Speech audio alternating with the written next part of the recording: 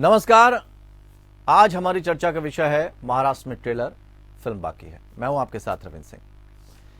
दरअसल महाराष्ट्र में एकनाथ शिंदे ने बगावत करके महाविकास आघाड़ी सरकार गिरा दी थी। इसके बावजूद ऐसा लगता है कि शिवसेना, उद्धव ठाकरे वाली एनसीपी और कांग्रेस का गठबंधन मजबूत है।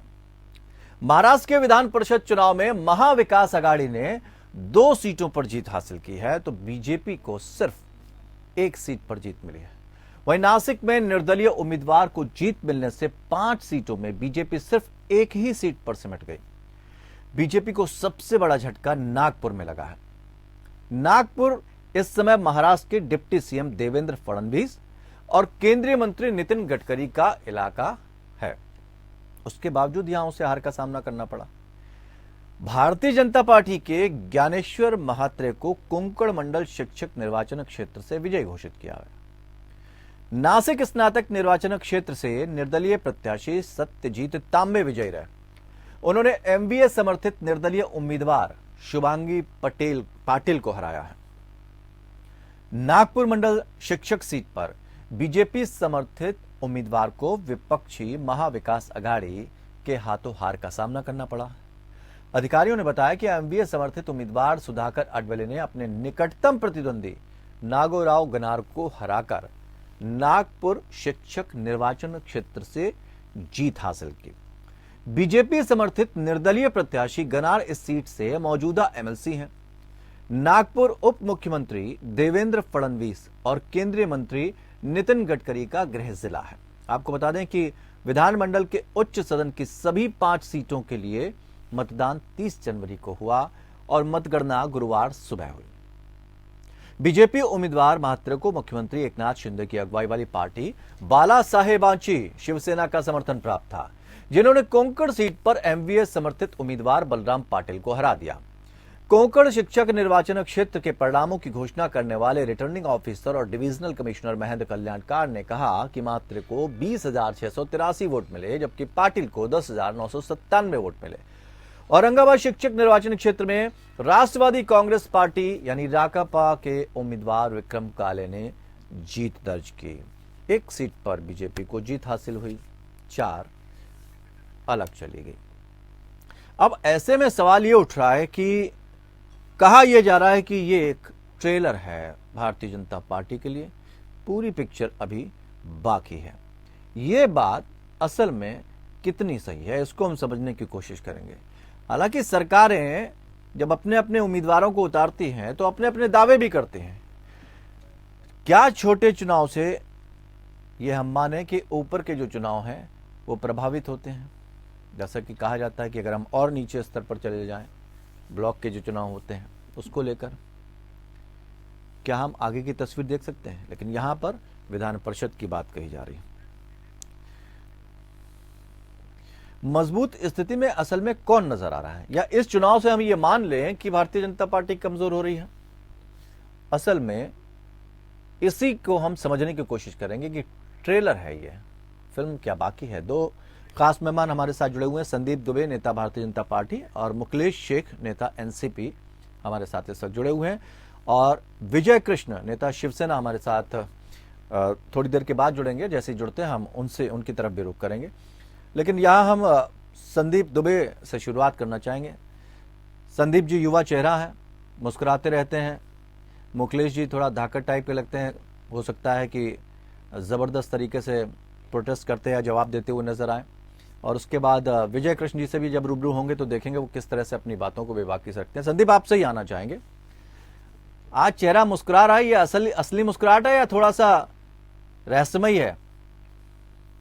चेहरे पे तो हमेशा मुस्कुराहट रहनी चाहिए और रहेगी।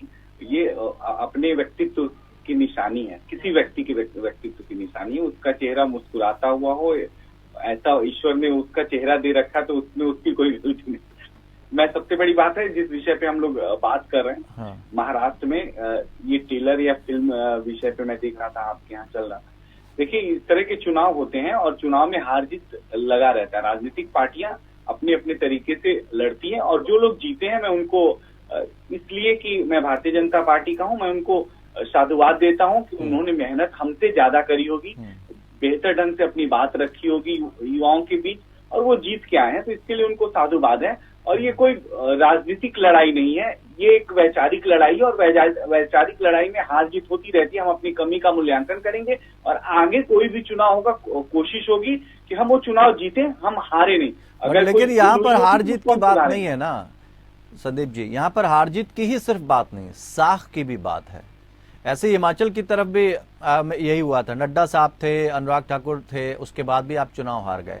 वैसे यहाँ भी बात यही चल रही है कि गडकरी साहब का इलाका, फडणवीस का इलाका, जहां पर हथियार डाल दिया आपने, आप हार गए, तो फिर आगे क्या होगा? इसीलिए तो कहा जा रहा है कि ट्रेलर है, फिल्म अभी बाकी है।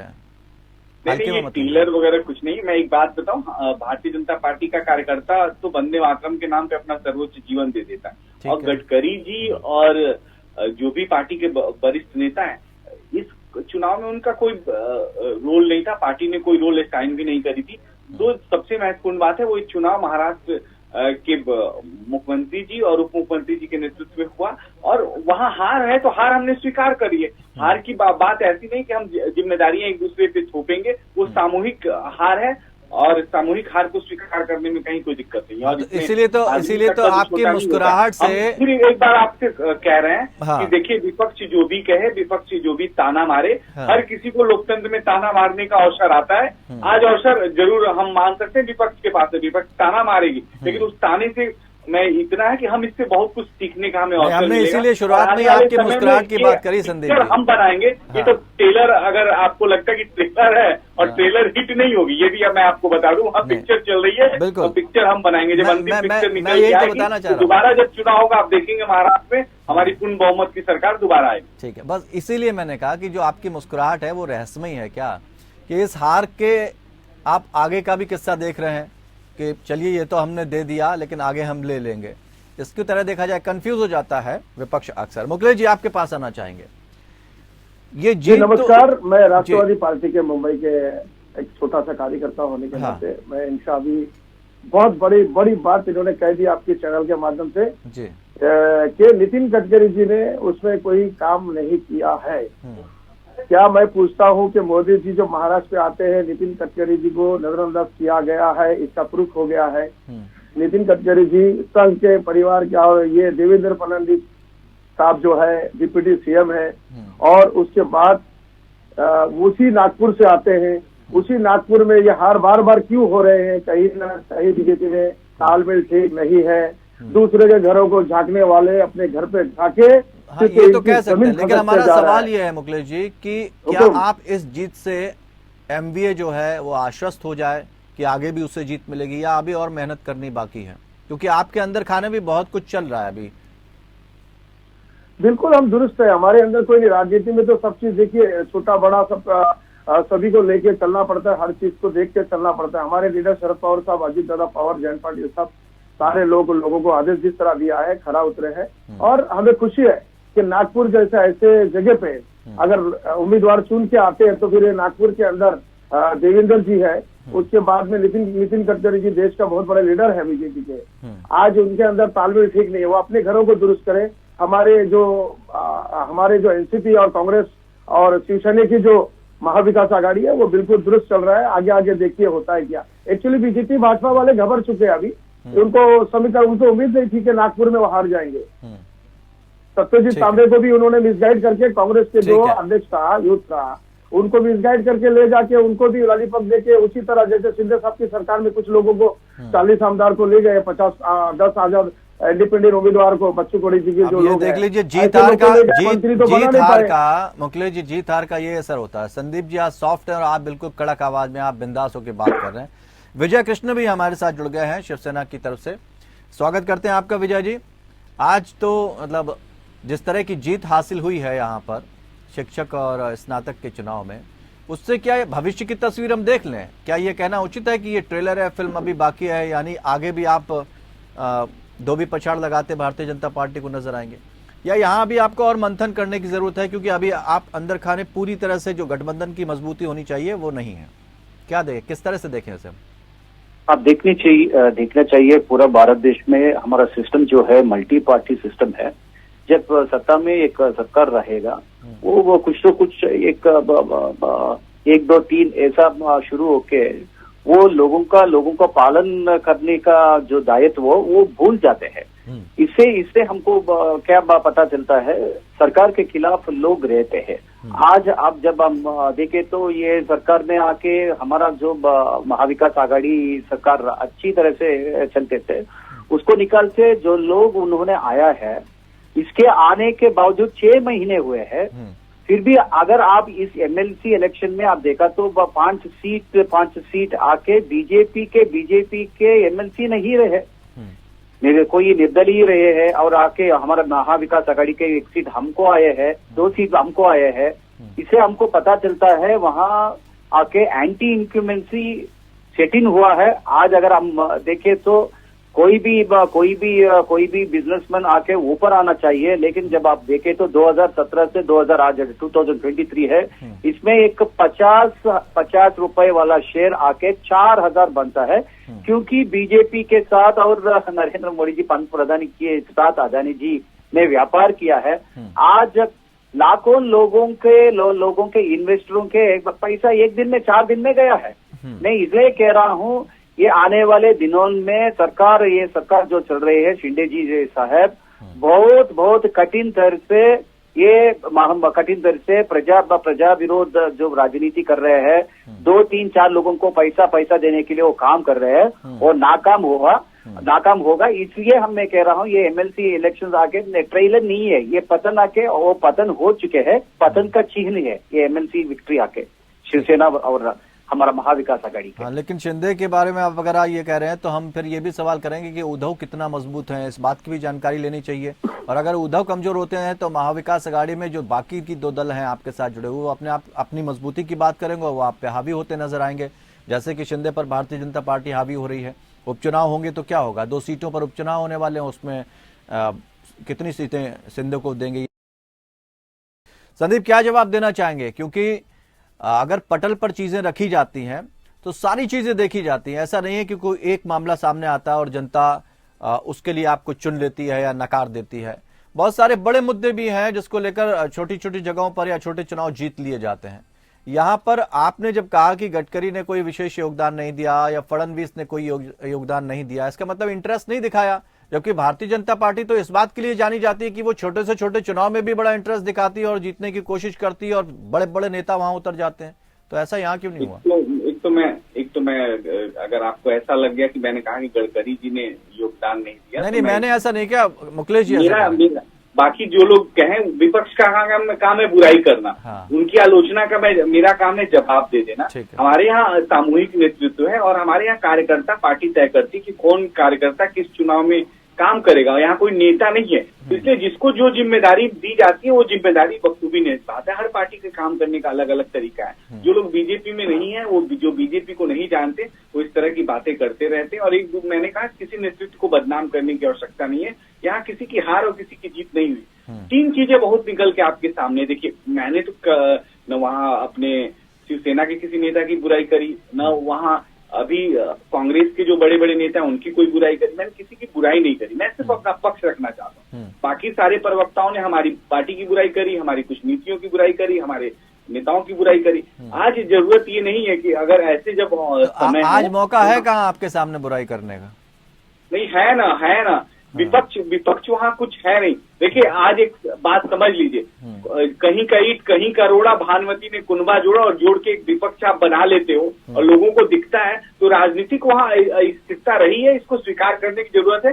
राजनीतिक अस्थिरता के बाद ये चुनाव हुए और चुनाव में ये हार हुई है, इसको भी हम स्वीकार करते हैं। एक बड़े दिल होने के नाते इसको स्वीकार करने में मुझे कोई दिक्कत नहीं है। अब क्या हमारा गर्दन आप काट देंगे क्या? लोकतंत्र में है तो आप भी हारते हैं। हाँ, ये जरूर है कि हमारी जितनी कमियां हैं उसको हम तुरंत दुरुस्त करेंगे। और फिर मैं कहता हूँ कि जिसको खुश होना खुश हो, सबको खुश होने का अवसर प्रकृति देती है। लेकिन आने वाले विधानसभा चुनाव में जब चुनाव होंगे, पूर्ण बहुमत से हमारी सरकार बनेगी। हमने जो नीतियां हैं उसको जन जन तक पहुंचाने का जो दायित्व बीड़ा उठाया हमारे मुख्यमंत्री ने, वो काम कर रहे हैं। फडणवीस जी अच्छा काम कर रहे हैं। संगठन हम लोग मजबूत कर रहे हैं महाराष्ट्र के अंदर, और मजबूत संगठन आपको दिखेगा कि जब चुनाव होगी अगली विधानसभा की, तो उसमें एक बेहतर नेतृत्व। लेकिन अच्छी खासी नाराजगी भी है महाराष्ट्र में, हर जगह एक जैसा नहीं होता, अच्छी खासी नाराजगी भी है महाराष्ट्र में। लेकिन महाराष्ट्र की जो प्रोजेक्ट है वो ले जाएगा। विजय कृष्ण जी क्या कहना चाहेंगे? फिर मुकेश जी आपके पास आएंगे। विजय कृष्ण जी, वो कह रहे कहीं की ईंट कहीं का रोड़ा, भानुमति ने कुनबा जोड़ा, इस तरह से बता रहे हैं वो महाविकास अघाड़ी को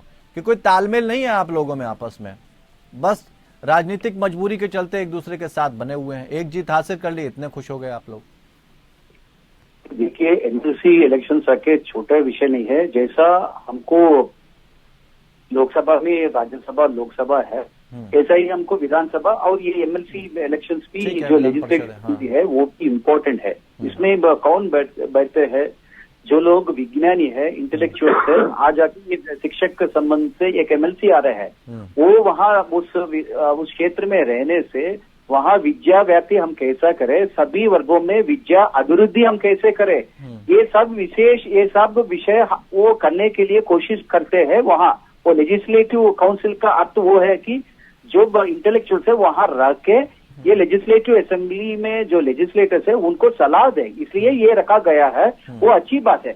लेकिन जब ये शिंदे बीजेपी आके 6 महीने भी नहीं हुए हैं, जब सत्ता में एक पार्टी रहता है, लेकिन सत्ता के खिलाफ अगर एमएलसी इलेक्शंस में भी, मैं ये कह रहा हूँ एमएलसी इलेक्शंस में भी ये सिर्फ एक सीट ही जीत पाया है, तो कुछ गड़बड़ है। मैं कह रहा हूँ कि उनको संख्या बल है, सभी है, लेकिन क्या मुख्यमंत्री शिंदे जी का नेतृत्व को महाराष्ट्र ने अंगीकार किया है? क्योंकि वो आके वो अनुभवशाली थे, वो शिवसेना में कई कामों में वो जुड़े हुए थे, लेकिन जिस तरीके से उन्होंने मुख्यमंत्री बन गया हमारा पार्टी को छोड़ के, मैं ये मानता हूं कि ये लोग जन विरोधी जो सरकार चल रहा है उसके खिलाफ ये रिजल्ट आया है। तुरंत जो लोकल बॉडी इलेक्शन आ रहा है मुंबई में, उसमें भी ये रिफ्लेक्ट होगा, आप देखते ही रहिए। लेकिन उसके लिए गठबंधन का मजबूत होना बहुत जरूरी है। विजय कृष्ण जी, अगर अब आगे के चुनाव आपको जीतने हैं, अभी उपचुनाव भी होना है जिसको लेकर बातचीत सारी चलेगी, उस पर भी हम आएंगे। मुकेश जी, चूंकि गठबंधन की मजबूती की भी बात कर रहे हैं, विजय कृष्ण अपनी बात तो कह रहे हैं, लेकिन उपचुनाव होने हैं 2 सीटों पर अभी, और उन उपचुनाव को लेकर आप लोगों का आपसी जो तालमेल है वो नहीं देखने को मिल पा रहा है। देखिए, अभी राजनीति के अंदर तालमेल हम दिखा के तो नहीं कर रहे। मीडिया जो है, कुछ मीडिया छोटी सी चीजों को रोज सुबह शाम महंगाई को नहीं दिखाएंगे, वहां पर दूसरी जो मुद्दा है उसको नहीं उठाएंगे, किसानों को नहीं मिल रहा है उसके मुद्दा, बजट में किसानों को कुछ नहीं मिला, महिलाओं को कुछ नहीं मिला, उसकी गैस का जो रसोई गैस है उसके दाम बढ़ते जा रहे हैं। कुछ मीडिया वाले जो है वो गोदी पत्रकार, गोदी मीडिया है। मैं आपके चैनल को नहीं कहूंगा, आप आवाज उठा रहे हैं, मैं मुबारकबाद देता हूँ कि छोटी छोटी चीजों में आप लोग सवाल आप रविंदर जी पूछते हैं, अच्छा लगता है। तो ये मैं बताना चाहता हूँ कि ये तालमेल हमारी ठीक है। भाजपा वाले जिनको गोद ले लिया शिंदे साहब को, जो भगोड़े की सरकार बनी है, खोखे की सरकार, वो जो लोग है ना, महानगर पालिका में भी इनको धक्का मिलेगा।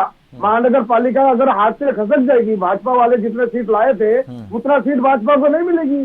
शिंदे साहब को लेके, शिंदे साहब को लोग मान रहा नहीं है, जमीनी स्तर पर शिंदे साहब को सब ठुकरा रहे हैं, क्योंकि उन्होंने भाग के किसी से भी जबरन सरकार बना के अपने जो है सवाल सारा तो ये काम था, कर लिए, लोगों को सेव कर दिया, जो बागी थे उनको सेव कर दिए, और सब काम उन्होंने किया है। मुकेश जी, मेरा आप देख रहे हैं, ठीक है, मैं तो आपके गठबंधन की मजबूती यानी एमवीए हमारी मजबूती गठबंधन है। मैं कह रहा हूँ जब कस्बा पेट और रिजल्ट मिल जाएगा, नहीं, जब कस्बा पेट और पिंपरी चिंचवाड़ है उसमें क्या सीट मिलेगी शिवसेना को, या कांग्रेस अपनी कांग्रेस? अभी तो शुरुआत है, आगे आगे देखिए क्या होता है। भाजपा के अंदर 4 ग्रुप है, जो मंत्री नहीं बने वही लोग हरवा रहे हैं, जो एनसीपी से गए बीजेपी में वो लोग हरवा रहे हैं। नहीं, कोई सीट देंगे हमारी अंडरटेकिंग से। ये जानना चाहते हैं, उपचुनाव में कोई सीट मिलेगी शिवसेना को, या कांग्रेस और एनसीपी जो है अपनी अपनी पारंपरिक सीटों पर लड़ेगी? नहीं, वो अभी हमारे बड़े लोग तय करेंगे। अभी इस चुनाव को देखता हुआ आगे हमें फुक फुक के कदम रखना है, और भाजपा और जो शिंदे साहब जो भागे हैं, इनको देवेंद्र जी को जो सीएम से डिप्टी सीएम बनकर उम्मीदें सबकी बरकरार है। चलिए, उम्मीद पे दुनिया कायम है। लेकिन फिलहाल अभी अगर महाराष्ट्र में देखें तो पड़ला भारी नजर आ रहा है एमवीए का। बहुत बहुत शुक्रिया, समय इतना ही था, माफी चाहेंगे, बहुत बहुत शुक्रिया। लेकिन उत्तर प्रदेश की तरफ अगर हम लोग कर जाए तो भारतीय जनता पार्टी मजबूती की स्थिति में रही, लेकिन महाराष्ट्र में जिस तरह का रिजल्ट आया है वो चिंता की लकीरें जरूर खींच सकता है बीजेपी को लेकर। तो फिलहाल महाराष्ट्र में ट्रेलर फिल्म अभी बाकी है कि इस खास पेशकश में इतना ही।